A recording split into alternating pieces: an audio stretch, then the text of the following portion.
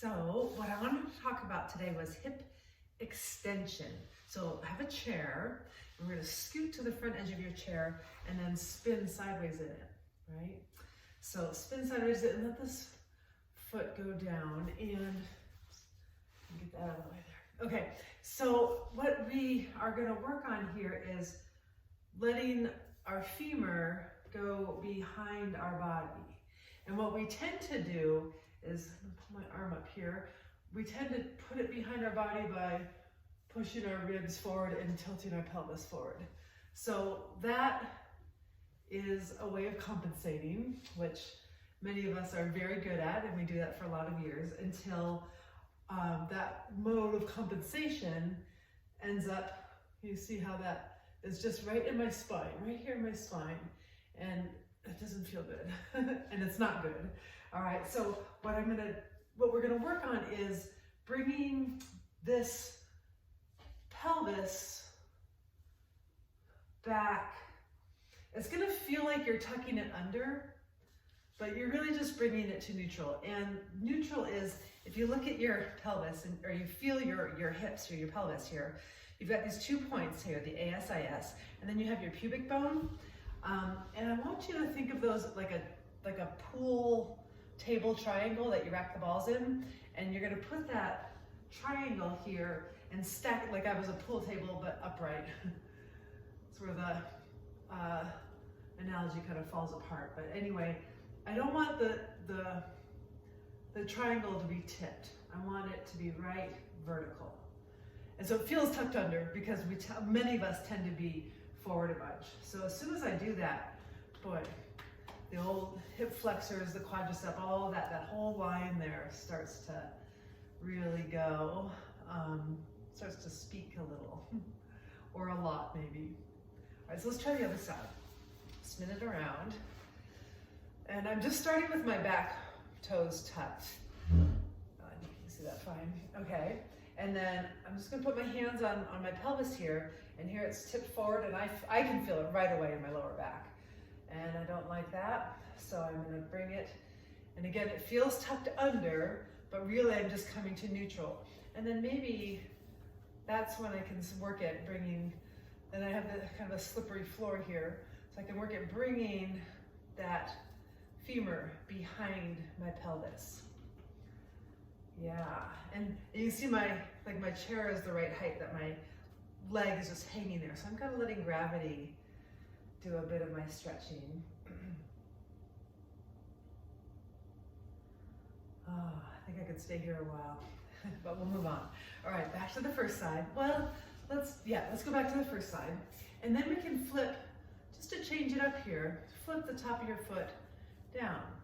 So then we're gonna get this stretch across the whole anterior chain of the leg up into the pelvis, into the hip. And I want you to feel not just the pool triangle, but I want you to feel these upper ribs, because I can put the pool triangle in and I can still be lifted here in my ribs. So when I'm lifted, I'm gonna show you my gut here. When I lift and tip forward, my belly just like blah, it just kind of hangs out there. But watch, if I tip my pelvis back and I drop my ribs so that they knit together, and I can feel already, like I can feel the muscle under there. And then it just grabs my whole, this is what we mean when we say engage your abs. But look we can do it all the time. And actually we should be doing it all the time. It's what supports our spine and keeps our spine from compressing the discs or what do you call it, like wrecking the discs. Let's go to the other side. All right. So again, letting gravity just take my femur. Oops, I'm gonna put the top of my foot down, get that top of the foot stretch. Reach that back a little bit, and then just checking in with my triangle. And then, like for me, it feels like I'm just so used to having my ribs lifted, right? There's my good posture, but it's not good alignment. So I'm gonna drop And I put my hands right on my lower ribs and I can feel them knit in to my abdomen. I can feel my rectus femoris or my rectus abdominis just come to its neutral place and hold my abdomen in, hold my the contents of my middle in. And I'm not sucking it in, I'm just holding it in the way my body likes to. All right, come around to center and then cross one leg over the other. This is kind of the starting place here. And then I'm gonna take this triangle of my pelvis and I am gonna tip it forward, but I'm gonna tip it forward from those ASIS, from the points at the top of my pelvis. Oh my goodness. And I'm gonna turn sideways just to show you what we tend to do is reach forward like this. And I can tell you, like, I moved a whole bunch of snow yesterday and that's really tired. So I know I was compensating. I wasn't using really good technique. So I want to keep my curve in my lower back and then take it into this forward fold.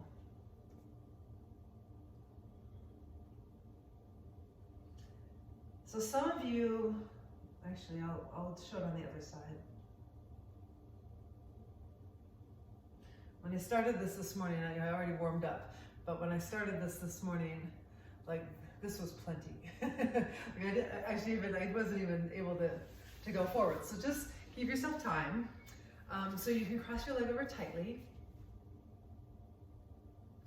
And then again, we're working with, right, I'm working with this, moving just right here. There's no movement coming. Like, this is just moving through space, but I'm not doing any of this, right? I just have it forward. I cross over tightly, and then I come into this forward fold. And it's not better necessarily the farther we go. It's better the more appropriate we go. And by better, I mean beneficial, right? Like, we can force ourselves into certain shapes and positions, but I can guarantee you that it's not necessarily beneficial. We think maybe we're doing it right, or we're doing it the way we see somebody else do it. But what I'm hoping that I'm getting across in these sessions is that what moves we do should be done in a beneficial way. Okay, here's our progression. So I'm going to say you probably could do a few more just side-to-side stretches, but we're going to progress here for the sake of the video and people's attention spans. All right, so what I'd like you to do is see if, in this position, can you lift yourself up off the chair?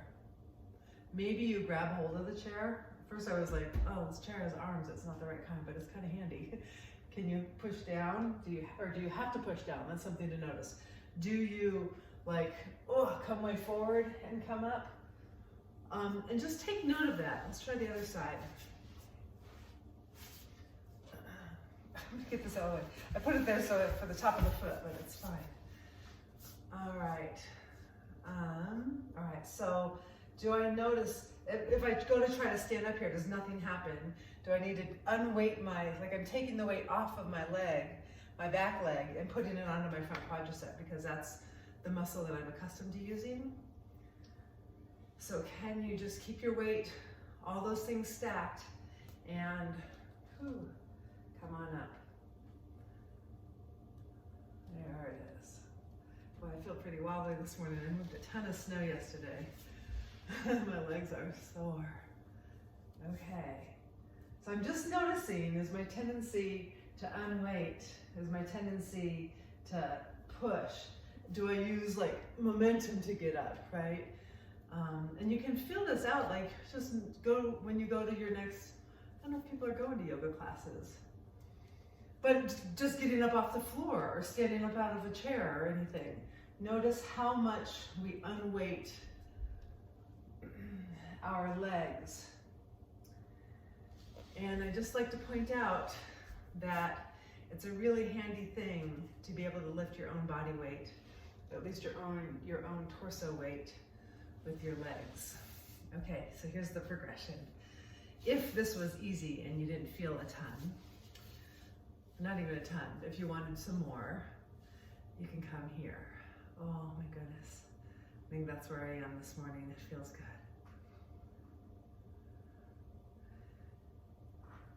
And again, here's a way you can tell.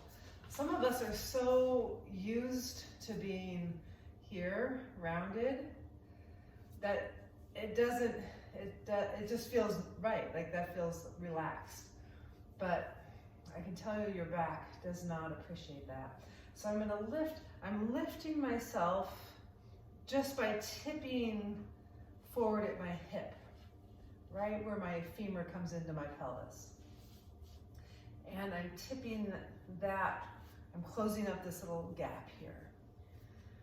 And then if you reach back for your spine, you go from feeling the nubs of your vertebrae to feeling a little canal there. There it is. And I don't go very far forward, like that's all I got. That's all she wrote. All right, let's try the other side.